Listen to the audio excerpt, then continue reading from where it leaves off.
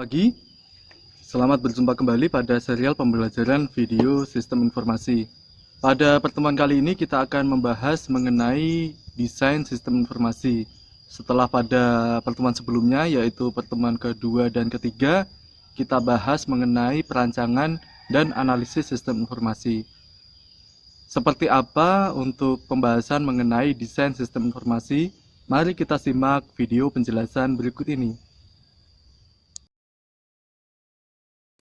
Setelah pada pertemuan 2 dan 3, kita membahas mengenai perancangan dan analisa sistem informasi.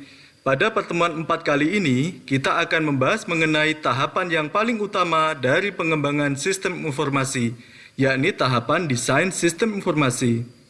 Sebelumnya patut diketahui bahwasannya dalam desain pengembangan sistem informasi terdapat dua model utama. Yang pertama adalah model konvensional atau model lama. Yang kedua adalah model evolusioner atau model baru, yang merupakan pengembangan dari model lama. Kita bahas yang pertama, model konvensional. Dalam desain sistem informasi, model konvensional terdapat 3 model. Yang pertama adalah model SDLC atau System Development Life Cycle. Metode ini digunakan untuk mengembangkan dan memelihara sistem informasi. Yang kedua adalah model waterfall. Sering disebut juga model sequential linear, dimulai dari tahapan analisis, desain, pengkodean, pengujian, dan tahapan pendukung. Cocok untuk pengembangan perangkat lunak dengan spesifikasi yang tidak berubah-ubah. Yang ketiga adalah model OOAD atau Object Oriented Analysis and Design. Adalah analisis dan desain sistem informasi yang berorientasi pada objek. Yang kedua adalah model evolusioner, yang di sini saya rangkum menjadi 4 model, tetapi tidak menutup kemungkinan lebih dari itu. Yang pertama adalah model UML atau Unified Modeling Language, merupakan pengganti atau pengembangan dari metode OOAD.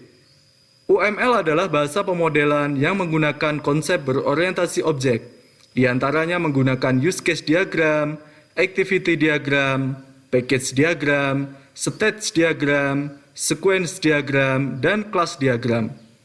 Yang kedua adalah model pengembangan RUP atau Rational Unified Process, juga menggunakan konsep object oriented. Metode RUP yang paling umum menggunakan 4 tahapan utama. Yang pertama adalah tahapan inception atau analisis kebutuhan. Yang kedua ada tahap elaboration, yaitu tahapan perancangan. Yang ketiga ada tahapan construction, dan yang terakhir atau yang keempat ada tahapan transition. Yang ketiga adalah model pengembangan RAD atau Rational Unified Process. Model RAD mengadopsi model waterfall dan pembangunan dalam waktu singkat dengan menerapkan komponen based construction, penekanan pada penggunaan ulang atau reuse komponen perangkat lunak, pembangkitan kode program otomatis atau semi-otomatis, dan multiple team atau melibatkan banyak tim.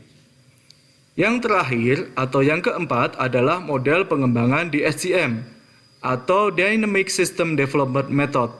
Adalah model desain sistem informasi yang menggunakan kerangka kerja atau framework, memiliki 4 tahapan utama. Yang pertama adalah feasibility study. Yang kedua adalah business study. Yang ketiga, functional model iteration. Yang keempat, design and build iteration. Dan yang terakhir atau yang kelima adalah implementation phase. Demikianlah pemaparan saya mengenai desain sistem informasi yang merupakan tahapan-tahapan dari pengembangan sistem informasi. Semoga bermanfaat, kuasai materi tersebut, dan nantikan terus update video dari saya. Terima kasih. Wassalamualaikum warahmatullahi wabarakatuh.